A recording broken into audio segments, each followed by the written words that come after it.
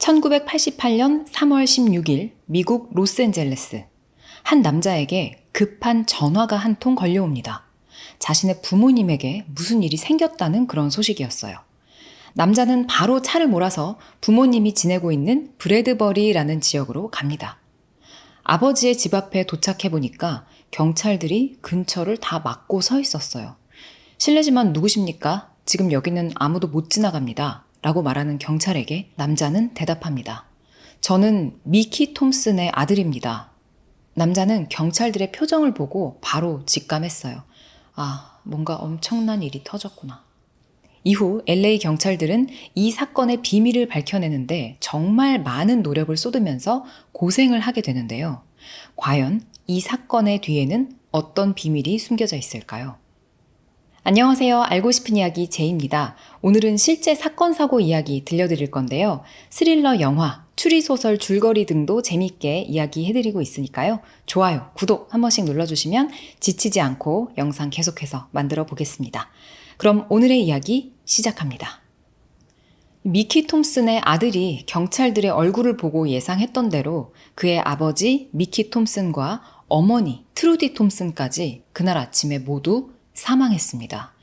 이 부부가 지내고 있던 브래드버리 저택 진입로에서 총살을 당한 건데요. 미키의 아들은 생각해요.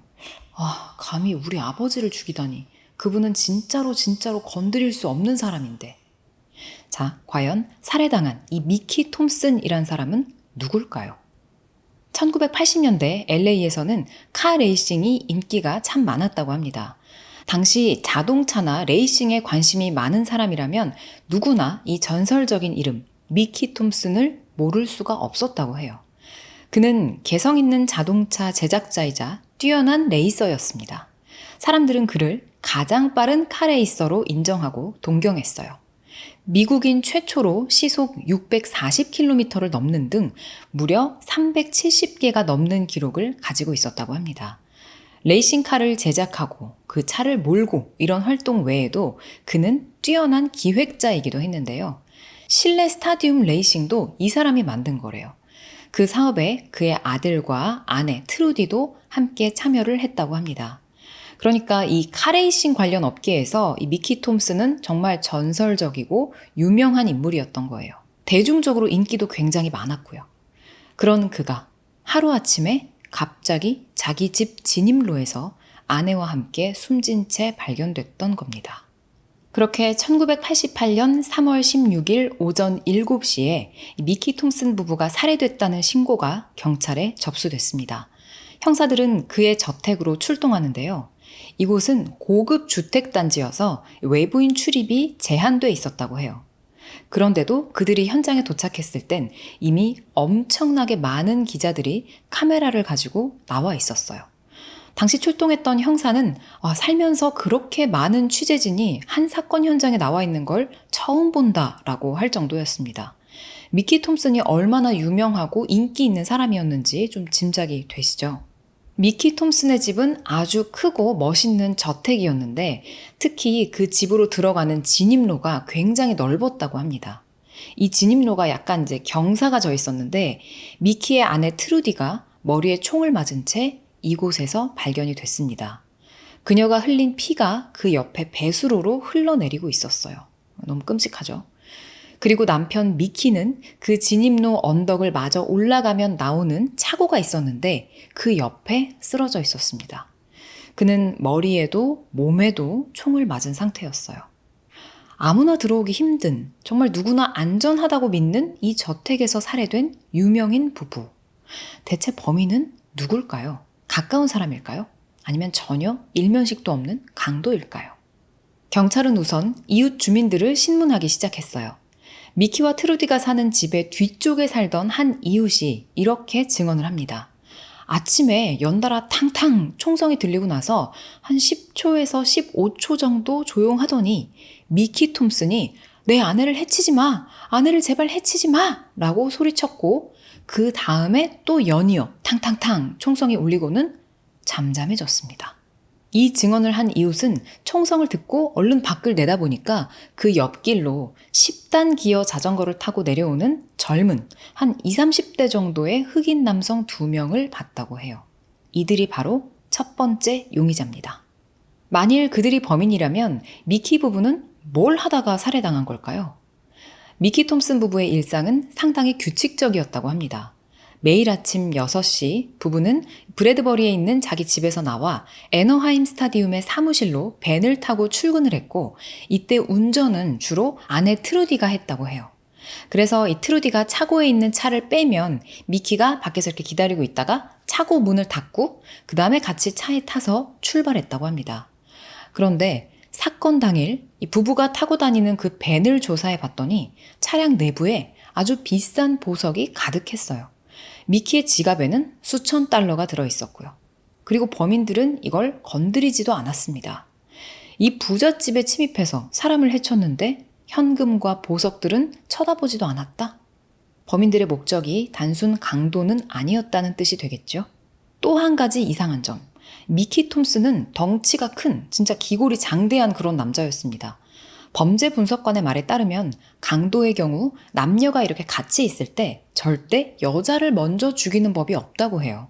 특히나 이렇게 미키처럼 등치가 크고 위협적인 남자가 있으면 반드시 그런 사람을 먼저 처리한다고 합니다. 상대적으로 약한 여성을 먼저 죽이려고 하다가는 남자에게 들킬 것이고, 그런 범인들도 좀 일이 쉽게 풀리지 않을 수가 있거든요. 그런데 이 사건의 경우 아내인 트루디를 먼저 해한 겁니다. 앞서 재물이 그대로 남아있다는 점과 더불어서 뭔가 평범한 사건이 아니라는 걸 암시하는 단서였어요. 이 두 사람이 쓰러져 있는 모습 및 여러 가지를 분석해 본 결과 사건 당일의 상황은 이러했습니다. 미키의 아내 트루디가 차를 빼가지고 저택 진입로로 이렇게 쭉 나오고 있었는데, 그 상태에서 누군가가 차 창문에다 대고 바로 막 이렇게 총을 쏴버린 거예요. 트루디는 상대가 총을 갖고 있었기 때문에 맞서 싸운다거나 하지 않고 바로 도망치려고 했던 듯합니다. 이 과정에서 손톱도 부러졌고 결국에는 총을 맞은 것 같았어요. 남편 미키의 시신은 아내 쪽을 이렇게 향하고 있는 채로 쓰러져 있었는데, 아마도 아내가 위험에 처한 걸 인지하고 그녀를 구하려고 달려가다가 총을 맞고 쓰러진 것 같았습니다. 실제로 그의 이웃도 내 아내를 해치지 마! 라는 소리를 들었다고 증언했었죠. 미키는 살아생전 평소에 아내 트루디에게 굉장히 자상하고 헌신적인 남편이었다고 합니다. 두 사람은 정말 사이가 좋은 부부였고 사업 파트너로서도 아주 손발이 잘 맞는 한 팀이었다고 사람들이 입을 모아 말했어요. 이 사건에서 중요하게 다뤄진 포인트 중에 한 가지가 앞서 말씀드렸다시피 왜 아내를 먼저 쐈느냐 하는 점이거든요. 아마도 범인은 미키 톰슨이 마지막까지 정말로 괴롭기를 바랐던 듯합니다. 그가 그토록 사랑하던 아내가 먼저 떠나는 모습을 보게 하고 그 다음에 그를 보내버렸던 거죠. 이 때문에 사건은 미키 톰슨 부부에게 원한을 가질 만한 자를 찾는 데 집중이 됐습니다. 범죄 현장은 집 바깥에 있는 진입로였지만 경찰은 뭔가 이상한 게 있는지 또 단서가 될 만한 게 있는지 살펴보기 위해서 실내까지 샅샅이 구석구석 다 살펴보기 시작합니다. 먼저 차고 옆에 있는 사무실로 한번 들어가 봤는데요.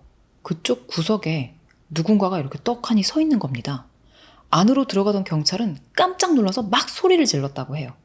밖에 있던 동료 경찰들도 급하게 달려 들어오는데 레이싱 슈트를 입은 미키 톰슨의 실물 크기 마네킹이었습니다. 실제 수사할 때 있었던 해프닝이에요. 이 가벼운 해프닝을 뒤로 하고 경찰들은 이제 더욱 자세하게 집 안과 집 바깥 주변까지 다 살펴보기 시작하는데요.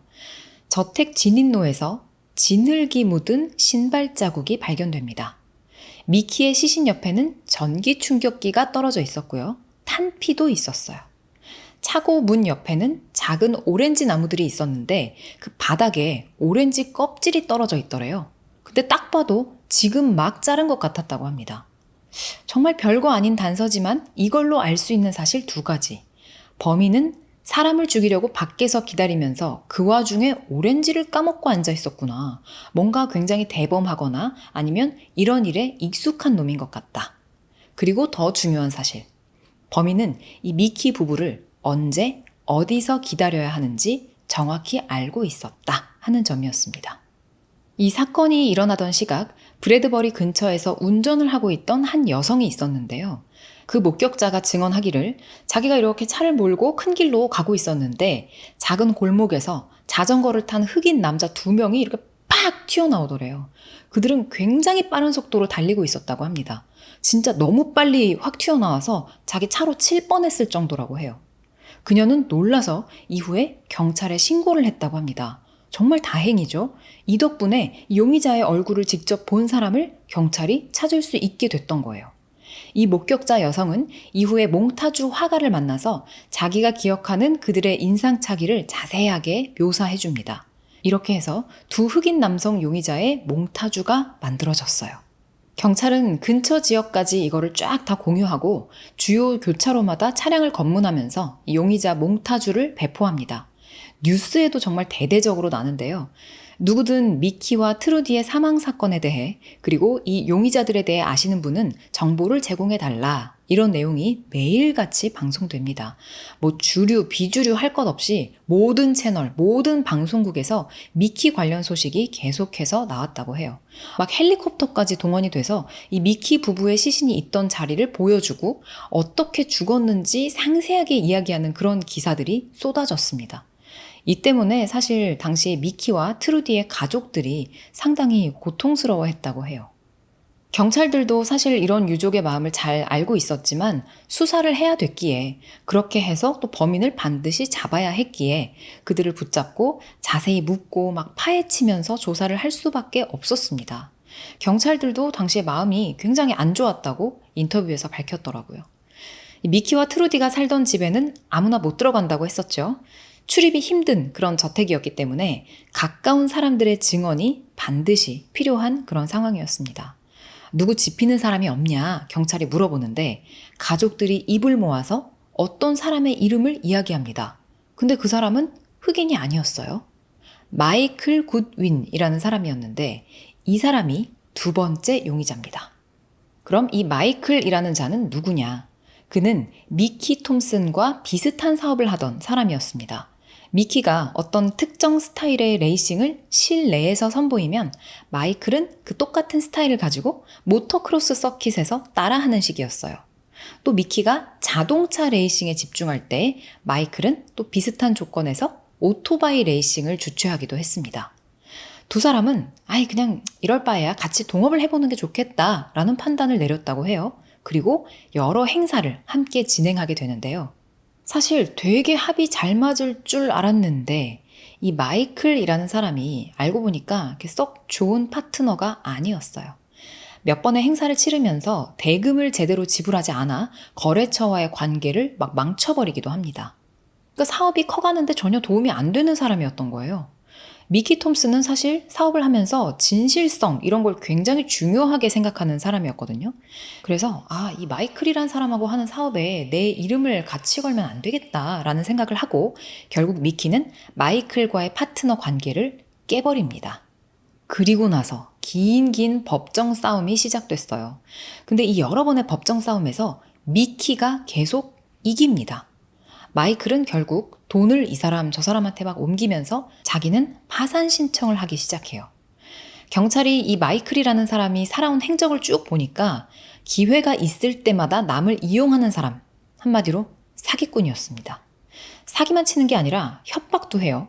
어느 날에는 미키한테 전화를 걸어서 내가 너 반드시 대가를 치르게 할 거다. 이런 말을 한 적도 있었다고 합니다.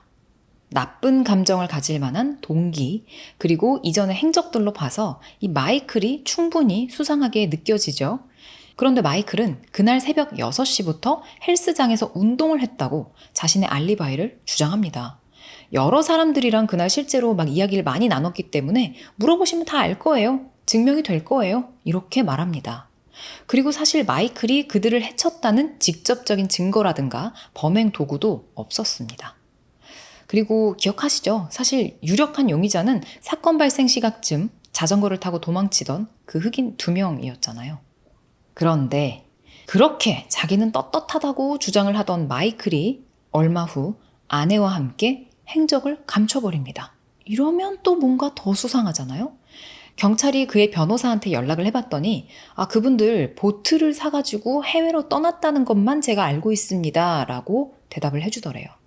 이러면 어떻게 조사를 하나요? 당사자가 없어졌는데. 하지만 그렇다고 또 조사를 놓고 있을 순 없겠죠.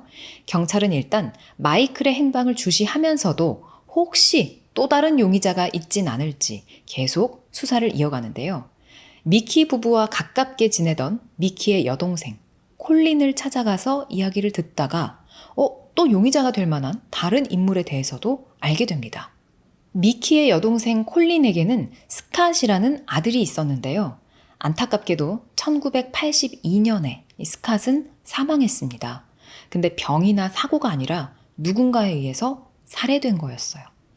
이 사건의 범인을 잡기 위해서 엄마인 콜린은 정말 자기가 할 수 있는 모든 걸 다 했다고 합니다. 직접 수사를 하다시피 정보를 다 모아서 어떤 한 용의자를 기소하는데 큰 역할을 했다고 해요. 그리고 그 용의자가 재판을 받을 때 누군가가 증언을 하게 되는데 그게 바로 미키 톰슨이었던 겁니다. 그는 자신의 조카가 살해된 이 사건에 대해서 기소된 용의자의 재판 때 레이서로서 혹은 자동차 전문가로서 증언대에 섰던 거였어요. 왜냐하면 이 용의자도 카레이서였거든요. 그래서 그의 정비소에서 발견된 부품에 대해 미키가 뭔가 증언을 했던 거였습니다. 그 용의자한테 아무래도 불리한 내용이었겠죠. 그래서 혹시 그놈이 미키한테 앙심을 품은 건 아닌가 싶은 거였어요. 이 자가 바로 세 번째 용의자입니다. 경찰은 콜린의 아들 스캇이 희생된 사건과 이 미키 부부가 죽임을 당한 사건 사이에 연관성을 찾아보려고 철저한 조사를 벌입니다.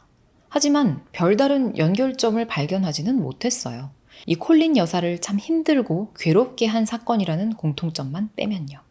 자, 그럼 대체 미키 톰슨 부부를 죽인 건 몇 번째 용의자냐?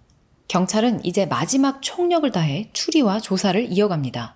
그렇게 이들이 수사하면서 내린 마지막 추리. 아마도 두 번째 용의자의 사주를 받아서 첫 번째 용의자가 일을 저지른 것 같다. 즉, 직접 미키 톰슨 부부에게 총을 쏜 건 첫 번째 용의자였던 그 흑인 두 사람. 그리고 이 모든 걸 뒤에서 돈을 대고 지시한 게 두 번째 용의자였던 마이클일 것이다 라는 얘기죠. 사실 이게 가장 가능성이 높은 시나리오긴 했습니다. 그런데 이 마이클이라는 놈이 워낙 용의주도하고 사기도 잘 치는 인간이어서 재판 한 번 받게 하기가 너무 어려워요. 대체 이 사람의 약점은 무엇일까요? 무슨 수로 그를 재판이라도 받게 할 수가 있을까요? 아까 마이클이 미키 부부가 죽임을 당한 이후에 어떻게 했다고 했었죠? 아내와 행적을 감춰버렸다고 했었잖아요. 그들은 집을 팔고 모든 자산을 다 싹 모아서 카리브 은행으로 송금했습니다. 그리고 사건 88일 후에 그의 변호사가 말했던 대로 보트를 타고 해외로 떠나버렸어요. 이 보트도 사기쳐서 얻은 거라고 합니다. 그런데 그가 5년 뒤에 미국으로 다시 돌아와요. 1993년에 기소가 됐거든요. 근데 미키 부부 사건과 관련된 건 아니고 사기 혐의로 기소가 된 거였습니다. 사기를 진짜 엄청나게 쳤었나 봐요. 결국 마이클은 그 사기와 관련된 재판에서 유죄 판결을 받고 2년 6개월형을 선고받습니다. 그래서 연방교도소에 가게 되는데요. 이렇게 다시 마이클이 미국으로 돌아왔으니까 형사들은 다시 조용히 수사를 재개합니다. 마이클의 통화를 감시하고 이전에 신문에 썼던 사람들을 다시 한번 차근차근 신문에 보기 시작하는데요. 맨 처음에 왜 그 옆집에서 총소리를 들었고 밖에 내다보니까 흑인 남자 2명이 자전거를 타고 가고 있더라 라고 증언했던 그 옆집 이웃 기억하시죠? 그 사람은 총소리를 따로 듣고 용의자도 따로 본 거지 그 용의자가 직접 총을 쏜 그 장면 자체를 본 건 아니었잖아요.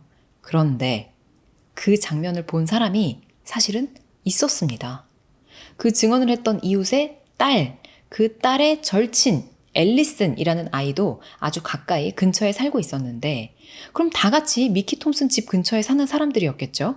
그 앨리슨이라는 아이가 사건 당일 일어났던 모든 일을 직접 목격했다고 합니다. 당시 이 아이가 사건을 목격했다는 사실에 대해서 경찰도 알고는 있었어요. 하지만 아이를 찾아가서 막 무리하게 조사를 진행하지는 못했습니다. 왜냐하면 당시에 앨리슨이라는 아이의 나이가 15살이었거든요. 그 아이의 심리적인 충격, 트라우마가 너무 커서 부모가 아이를 숨긴 거였습니다. 부모의 마음도 이해가 가기는 하죠. 하지만 이제 앨리스는 성인이 됐어요. 형사들은 그녀와 만나서 대화를 한번 해보기로 하는데요. 앨리슨도 조사에 협조를 해주기로 합니다. 앨리슨은 그날 아침에 학교 갈 준비를 하다가 아주 고음에 끼악 하는 날카로운 비명을 듣고는 창 쪽으로 달려가서 바깥을 내다봤다고 해요. 보니까 옆집 트루디 아줌마가 진입로를 이렇게 기어가고 있었다고 합니다. 미키는 누군가에게 무릎을 꿇은 채 이렇게 손을 들고는 우리 아내를 제발 살려달라고, 죽이지 말아달라고 이렇게 빌고 있었다고 해요. 미키의 간절한 부탁에도 불구하고 용의자는 트루디가 진입로 끝에 다다랐을 때 그녀의 머리에 총을 발사했습니다. 그리고는 언덕으로 뚜벅뚜벅 올라가서 차고 옆에서 미키까지 쏴버린 거였고요. 앨리슨 역시 최초로 증언했던 이웃과 마찬가지로 용의자는 흑인 남성 2명이었고 10단 기어 자전거를 타고 달아났다라고 말했습니다. 드디어 아주 결정적인 증언을 해줄 수 있는 목격자가 생겼어요. 조금 더 빨리 이루어졌다면 좋았겠지만 이제라도 나타나줘서 다행이었죠. 근데 사실 이 얘기로는 그 흑인 남성 2명만을 이 사건이랑 연관 지을 수 있는 거였고 마이클은 어떻게 관련된 건지에 대해서는 아직 증거가 한참 부족했습니다. 그러던 중 1996년 가을 마이클이 가석방되어 교도소에서 나와요. 그는 연방교도소에서 나와 자기 짐을 찾자마자 오렌지 카운티의 산타에나 공항으로 바로 갑니다. 형사들이 그를 바짝 따라붙어서 그냥 일반 승객인 척 공항에 서 있습니다. 그리고 비행기가 착륙했을 때 일부러 마이클의 짐을 지연되도록 조치를 취해놓고 그 옆에서 같이 자기네들도 짐이 지연된 승객인 척 막 이렇게 화를 내는 연기를 하면서 마이클 옆에서 계속해서 그를 지켜봅니다. 그러면서 뭘 하냐면 마이클의 목소리를 녹음해요. 왜냐하면 마이클의 전화를 도청할 계획이 있었는데 그의 녹음된 목소리가 어떤지 미리 알아두려고 했던 거예요. 진짜 치밀하죠? 이게 1차적인 목적이었고 또 하나의 목적은 그의 약점이라든가 행동 특성 등에 대해서 실제로 옆에서 지켜보며 관찰하고 파악해보는 거였어요. 형사가 40분 동안 공항에서 마이클 옆에 붙어 그를 관찰한 결과 형사가 실제로 말한 표현으로는 헛소리 일색이었다라고 해요. 그 공항에 있는 내내 헛소리를 그렇게 해대더래요. 자기가 최연소 이글 스카우트다. 모든 플레이보이 모델들이랑 내가 다 잡았다. 그리고 또 내가 골든 글러브스 챔피언이다. 등등등.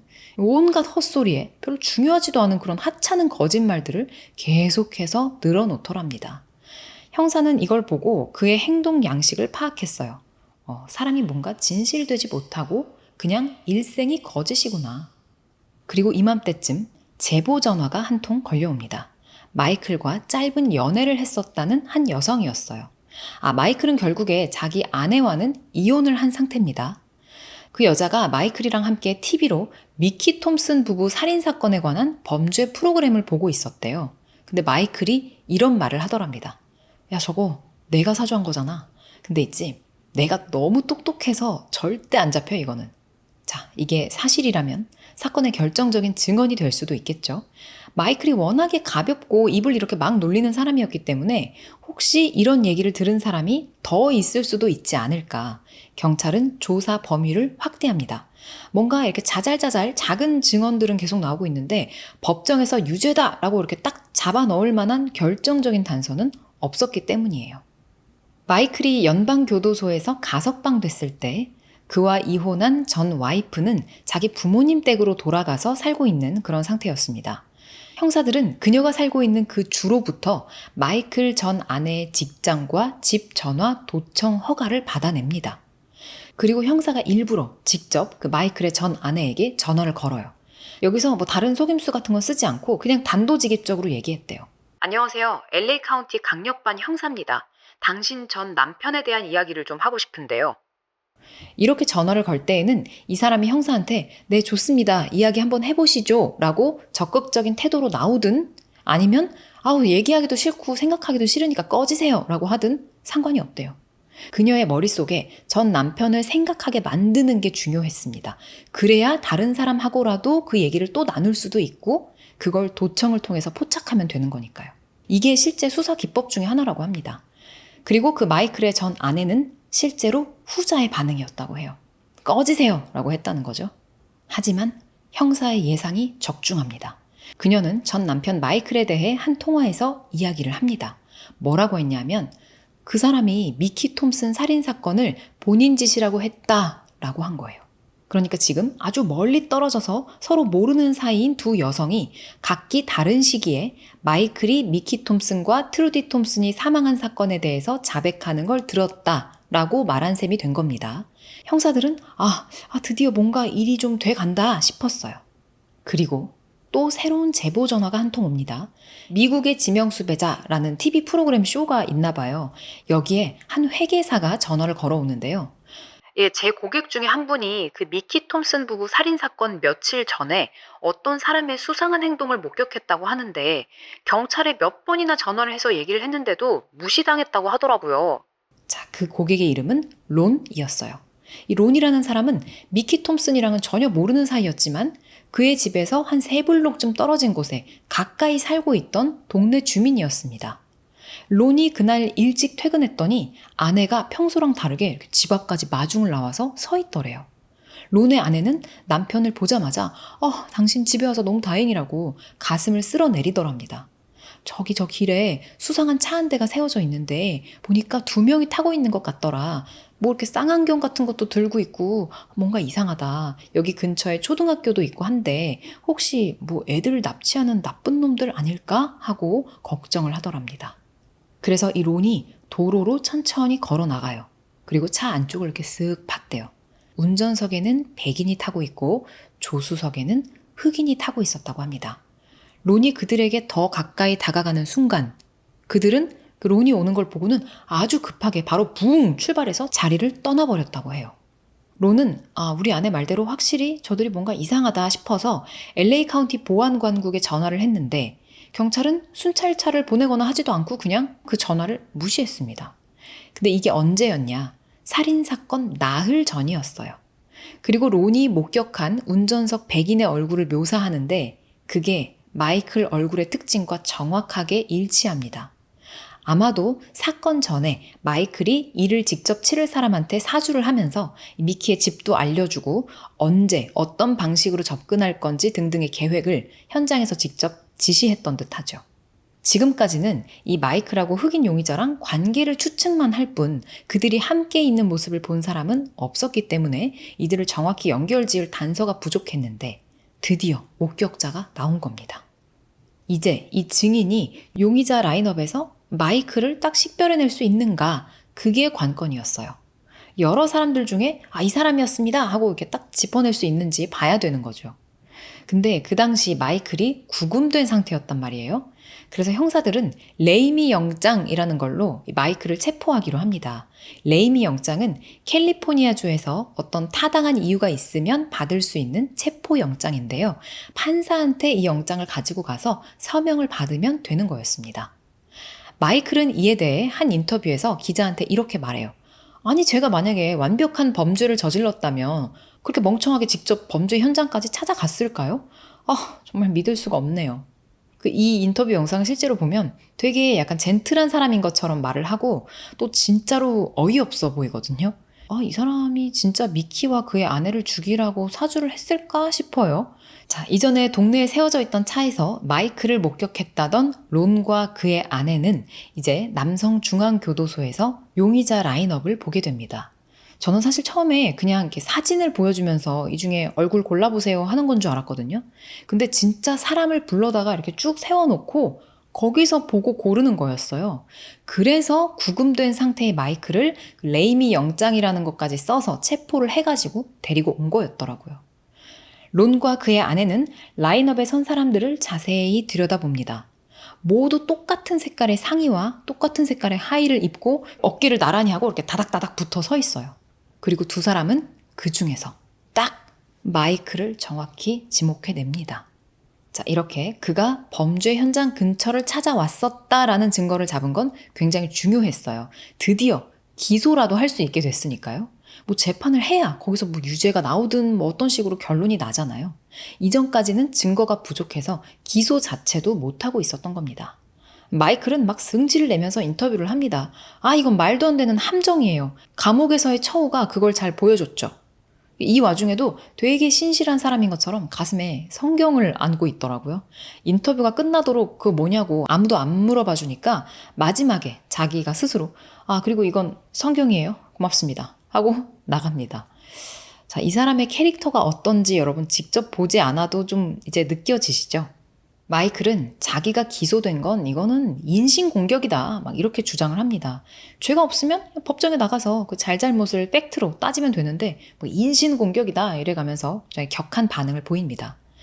가족들은 조마조마했어요. 뭔가 저 사람 사기도 잘 치고 입도 잘 터는데 언론 플레이를 해가지고 또 막 어떻게 빠져나가려는 건 아니겠지.